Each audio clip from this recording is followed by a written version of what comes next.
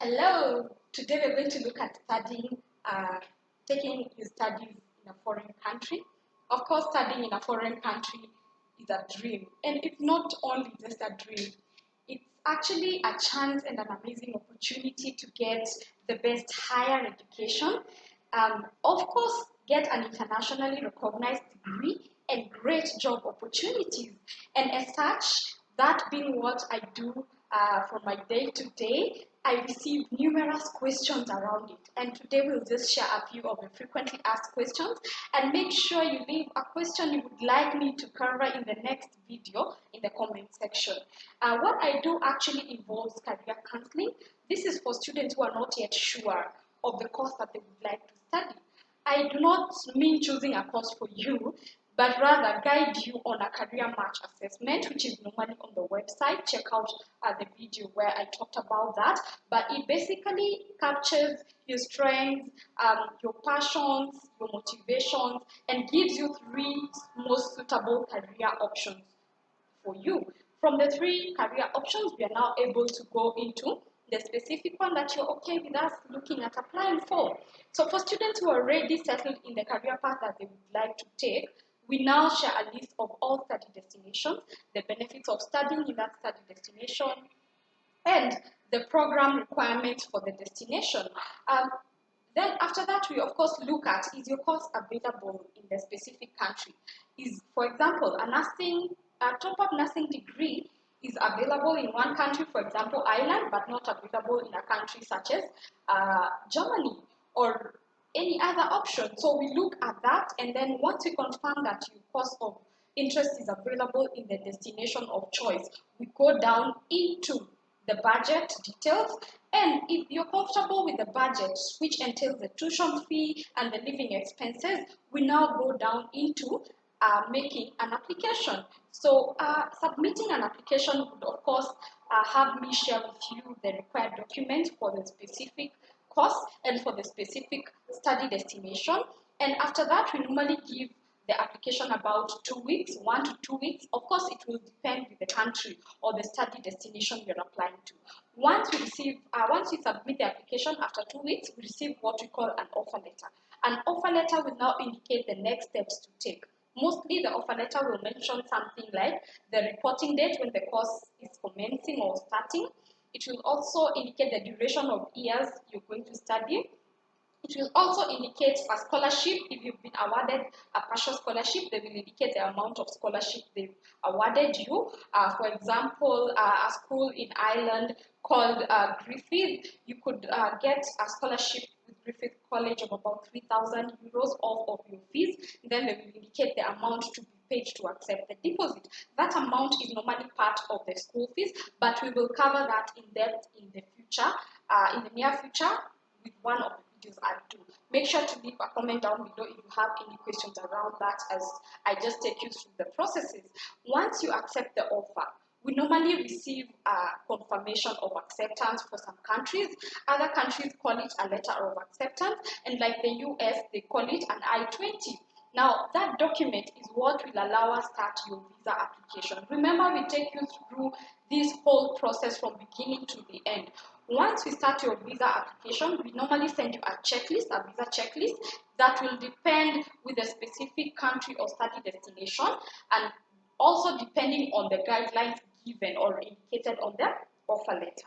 Once we start your study visa process, of course the duration differs for each destination, but we give it around 6 weeks to a maximum of 12 weeks for a country like Canada, so to speak. Once your visa is out, we celebrate. Of course we do. We celebrate because it's a big achievement, and then we start working on the final details of accommodation, like of accommodation, also airport pickup. We are able to assist you organize that too, and even booking your flight.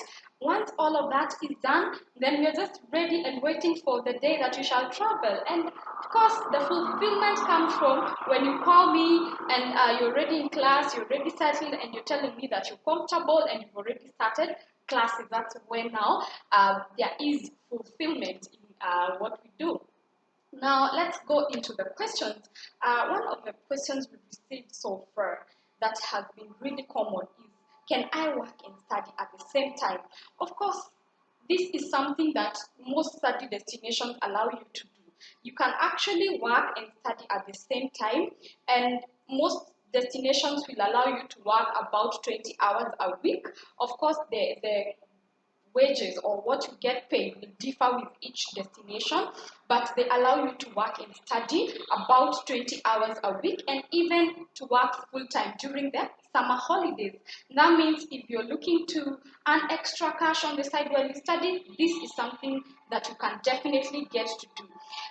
It's actually also advisable. So for me, what I do, I would advise you to just focus on what you really want, which is studies. Because sometimes you go there to study and then you deviate from your main goal, which was to study and focus on the job. So that is something that is important to look at.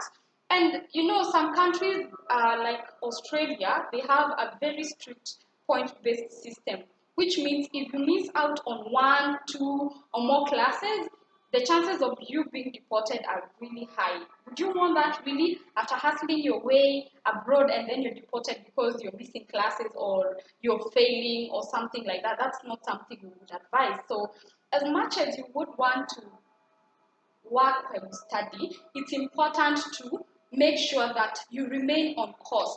Remain on course in terms of what brought you there.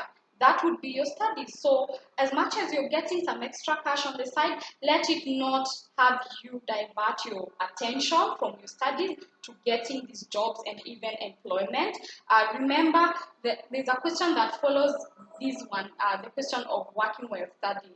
Most students will come to us and ask, can I actually pay my fees as I actually work and study?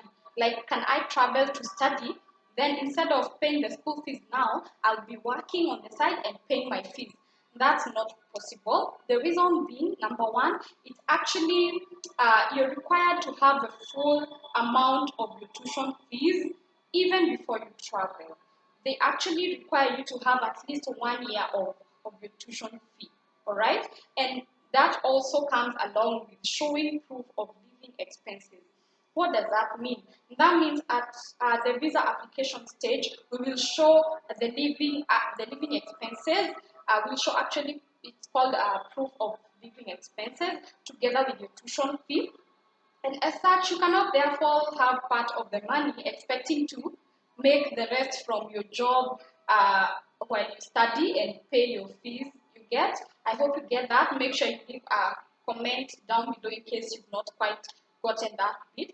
But the response to that is yes, you can work while you study, but it's not something that you can push to pay your fees, and it's something that you can, of course, cater for the living expenses when you live there. Remember, most of these countries, the cost of living is also really high. And then it's something that you can also save up in bits, but it's not sufficient enough to cover the entire tuition fee. And based on the fact that you're required to pay your fees even before you begin the first semester, most of these times on in most of these destinations, then it definitely means you need to have a starting budget to be able to travel, pay your first year tuition fee, and then you can now work on saving up for the next year's tuition fee rather than expecting to pay as you study. That is, I hope that has given you a clear guideline on how to go about that question. The other question we normally receive is, can I get a scholarship? Yes, we have institutions offering partial scholarships and even full scholarships, but based on your merits for a few institutions. That would mean once you submit an application, they are able to respond and quote the amount they've given you or they've awarded you as a scholarship. There are countries that have good scholarships, for example, Cyprus and Turkey, but also it would also mean that we first apply, submit an application. Based on your previous performance, they are able to tell us that this is a scholarship we've awarded this student. And from there, you're now able to come and tell us, I'm okay with the offer, we can continue. Of course, as much as you're awarded a scholarship, it would mean you raise the living expenses. Say your fees, for example, your fees is about 700,000 and they give you a partial scholarship, then you're expected to raise the living expenses, say 600,000. That's something that you need to be aware of. I cannot even exhaust this topic in terms of the opportunities available for you. But what is important for you to note is, yes, you can earn a scholarship, but we have to first look at your performance and even submit this application for the school to assess. And then after that, they're now able to give us a go ahead that this student actually qualifies for a scholarship and at which percentage. Of course, you can even earn 100% scholarship, but that means you have to be a top performer. Don't be discouraged, however, we can always look at that option together with you. Make sure you reach out to me and even mention on the comment section in case there's something that you'd like us to cover in the near future. And of course, this topic, study abroad, is a huge topic. I'll make sure to break it down along the way. I'll make sure to also address any questions you're sending to me, and make sure to always send this or share this video with someone who you think is looking for study abroad options. We would be glad, so glad to assist you. My name is Pauline Esther. If this is your first time watching, welcome to my world where I share with you my adventure stories, what I do in my day-to-day. For example, this video is part of what I do, and I really enjoy guiding students or anyone looking for study options. Thank you so much for watching. Make sure you leave a comment down below, and also like, share, and even subscribe for future videos. Thank you so much for watching. For now, bye bye.